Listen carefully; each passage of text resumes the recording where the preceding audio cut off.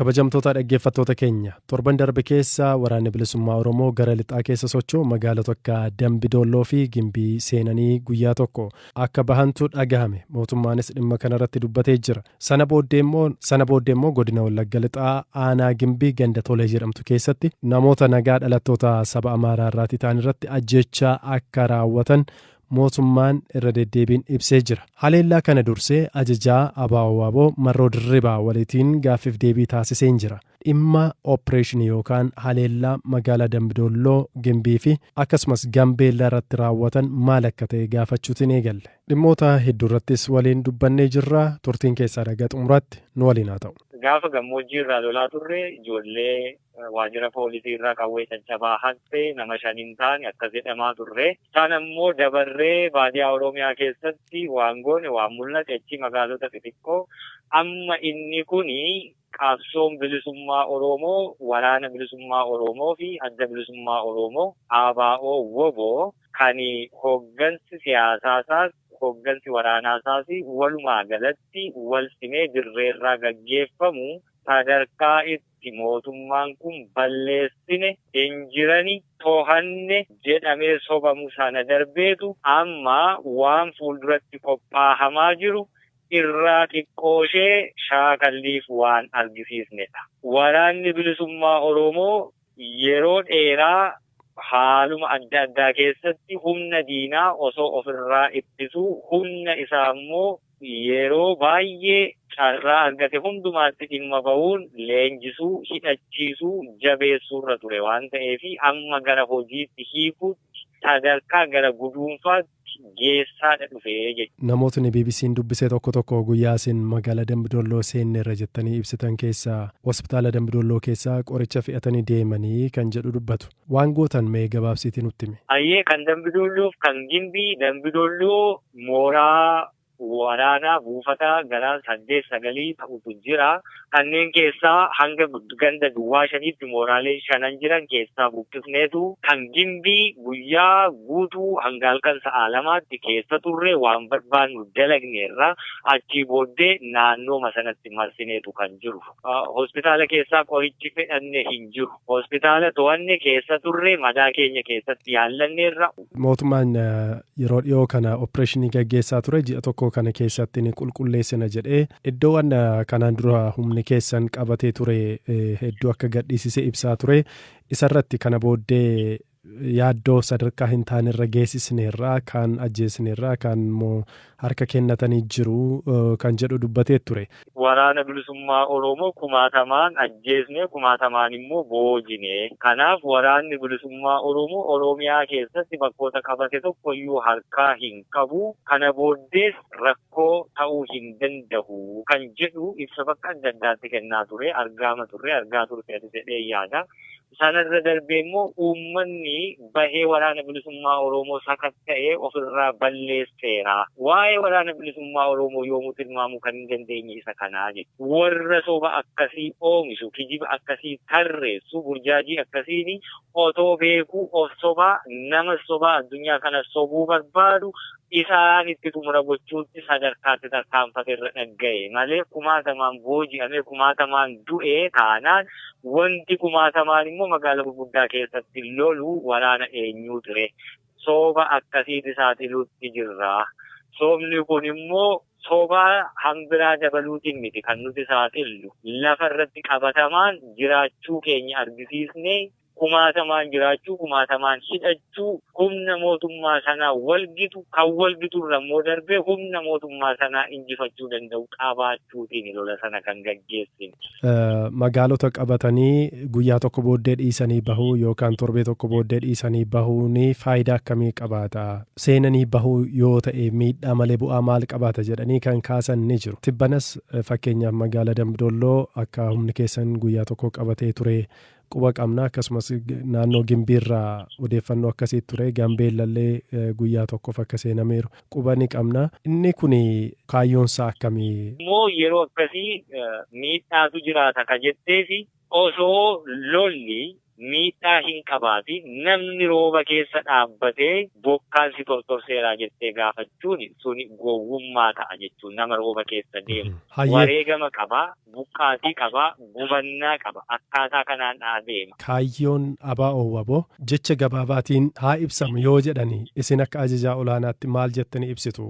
Mul'ati isaa, kaayyoon isaa, galiin isaa ummata Oromoo bilisa bahe, ummata Oromoo gaafa bilisa bahe immoo dhiibbaan siyaasaa, dhiibbaan waraanaa humni tokkoyyuu mala malteen tokkoyyuu osoo irra hin jiraatiin mirga hiree murteeffannaa Oromiyaa bilisa taate, walaba taate, birmada taate ijaarrachuu barbaadu lakkii Itoophiyaa keessatti sabaaf sablammoota biyyittii wajjin wal qixa taanee namummaan, aadaan, seenaan, siyaasaan waan nu malu argannee waliin jiraachuu sana mirga hiree murteeffannaa saba Oromoo dhugoomsu. Mirgi kun kan inni dhugoomu garuu har'a afaan qawwee jalatti osoo hin taane saba bilisa bahe, waan barbaadu beeku, barsiifanne, waan qabsoofnee fi itti himne. Sabni barate kun dhiibbaa kamuu jalaa bilisa ta'ee ofii isaa murteeffate Oromiyaa walabaa ijaarrate yoo ta'e sana nuti immoo kabachiisuu tiksuu fi sanaafis wareegamne. Yoommoo Itoophiyaa keessatti dhiitamuun hafee, tuffatamuun hafee, cunqurfamuu, ari'atamuu, buqqa'uu, ajjeefamuun hidhamuun hafee akka saba Itoophiyaa tokkotti saboota kaan waliin wal qixa jiraachuun mirkanaa'ee fi mirkanaa'uusaa immoo sabni kun mirkaneeffatee naa ta'a jedhee dhiibbaa tokkoon alatti murteeffate sana kabajuufi. Hayyee namoota siyaasaa hedduu dabalatee yaadota ati amma kaastee kana afaan qawwee malee karaa nagaa mariitiin milkeessuun dhugoomsuun ni danda'ama jedhanii kan amanan ni jiru. Karaa nagaa mariidhaatiin Oromoota Oromiyaa keessatti yookaan Itoophiyaa keessatti kabajamaniif bilisa ta'an ijaaruun danda'ama. Waraanni miidhaa malee bu'aa fiduu hin qabu kanneen jedhan ni jiru. Kaayyoo kana karaa nagaa dhugoomsuun hin danda'amu ture ammoo waan sanarra darbee miidhaa akkamitu dhaqqabaa jira? Maaliif itti cimtanii karaa waraanaa deemuuf filattan? Siyaasa biyyittii impaayera Itoophiyaa kana afaan qawween cafakamtee saboota fedhii malee walitti fiddee ijaarte kana keessatti karaan nagaa hanga gaala guddaa sana qaawwa lilmee keessaa hulluuqsisuuti ulfaata. Osoo jiraatee namni dhiiga dhangala'uu fedhus dhiiga namaa dhangalaasuu fedhus hin jiru. Daandii kanarratti, daandii nagaa filachuu kanarratti waan arganne hedduu, waan guduunfanne hedduu dhabneerraa nu jalaa hiikkateera. Keessaa kan 2018 addi bilisummaa Oromoo nagaatti amanee nagaaf bakka kennee mootummaa abbaa irree bara 40 sanaa ol wal waraanaa turellee amanee qawwee irraa hiikee ijoollee isaa gammoojjii Eertiraa keessaa fuudhee galchee ijoolleen sun bittinnooftee hoogganni isaa gariin hidhamee, gariin socho'uu dadhabee, gariin immoo achumattuu mootummaan shira mala maltee irratti hojjetee gargar fottoksee wal irratti duulchise nagaan biyya kana keessatti karaa nagaa argamu dhibe. Kana caalaa fakkeenyi hin jiru. Kanaafiyyuu waan barbaaddu argachuuf warri si gabroomse akkaataatti si gabroomseen itti dhiyaachuun dirqama taati. Ministeerri Muummee Abiy Ahmed filannoodhaan kan isaan amma aangoo qabatanii jiran. Uummatni kun bulchiinsa isaanii jalatti maal dhabee bilisa hin baane jettanii amantu? Addi bilisummaa Oromoo yeroo kamuu caalaa kan inni amantaa irratti gatee mootummoota abbootii irree aangoo barcuma siyaasaa Itoophiyaa kana keessatti qabataa turan irraa addatti kan inni guutummaan guutuun itti of kennee galee mootummaa Abiy Ahmediin durfamu kana jalatti.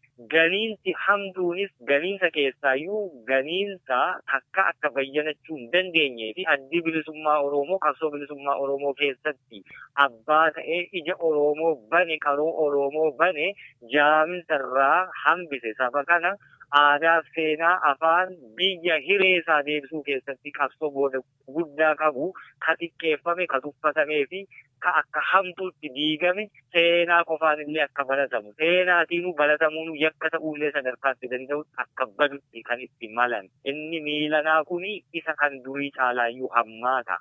Namatti garuu nagaa fakkaata.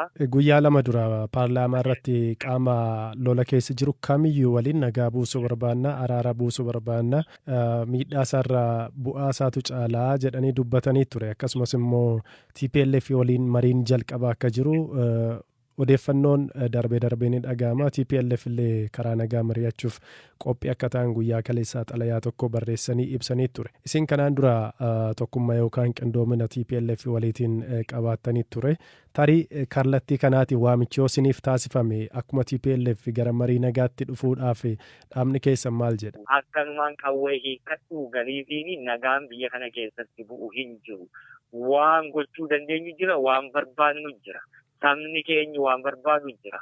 Waan barbaadu sanaa gaditti xiqqaatee waan inni argatu tokko iyyuu hin jiru. Sanaafis wanni inni harka kennatu hin jiru.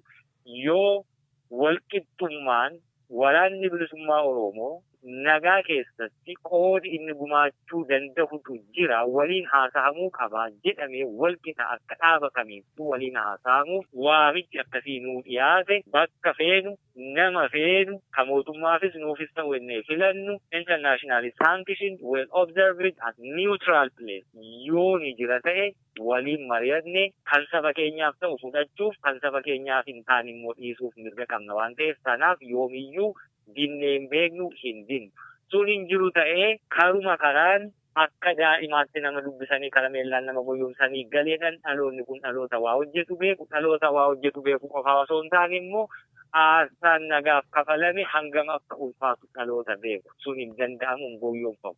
Waamichi bilisaa akkasii nu dhiyaate jennaan garuu deebiitti laachuuf waa takka nagaaf jecha aarsaan nu kaffallu ammallee nun gaabbisiisu waan ta'eef itti dhiyaachuu ni dandeenya ta'a. ABO'n humna waraanaa meeqa ta'uu qaba?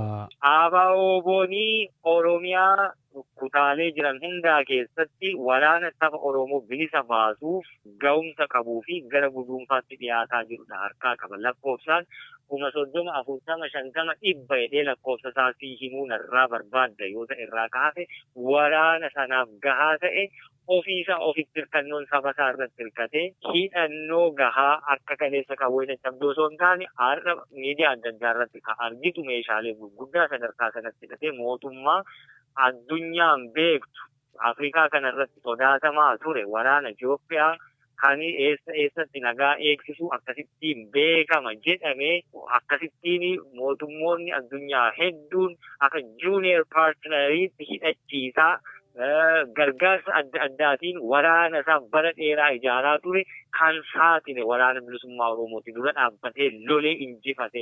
Tokkummaan isin adda bilisa baasa uummata Gaambeellaa waliin qabdan maali? Yoom ture gara tokkoomuutti kan dhuftan? Osoo hin hundeeffamiin durayyuu walaasaa turre ajajaa isaanii waliin ajajoota siyaasaa akkasumas komaandaroota waraanaa dirree jiranii hundeeffamuun dura silaa waan guuttachuu qabanii fi waan mobilaayiz gochaa turantu jira. Sanarraa kaasee hanga amma waliin jirru kanaatti walitti dhufeenyumaa qabaataa ture.